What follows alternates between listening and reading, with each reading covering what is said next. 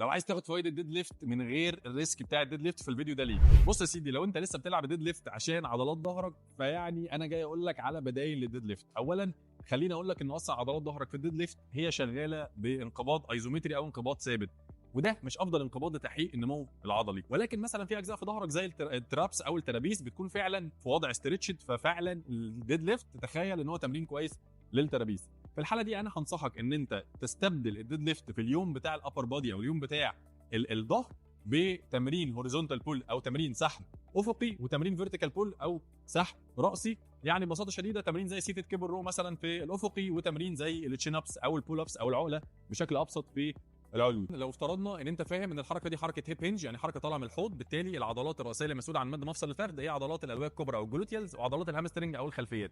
المشكله فين؟ ان الخلفيات هنا عضله بتمر على مفصلين، على مفصل الحوض ومفصل الركبه، بالتالي انا محتاج امرنها في النقطتين. في الديد ليفت ايا كان انت بتعمل ايا كان نوع الديد ليفت، انت فعليا بتمرنها ناحيه النقطه القريبه او البروكسيمال اتاتشمنت اللي هي ناحيه الحوض، يعني مش بتمرن العضلات الخلفيه ناحيه الركبه. وما نعرف ان احنا عندنا راس بالكامل اسمها الشورت هيد اوف بايسبس فيمورس، دي مسؤوله بس عن ثني مفصل الركبه، بالتالي هعرف اني محتاج ادخل تمرين تاني يكون فيه ثني لمفصل الركبه.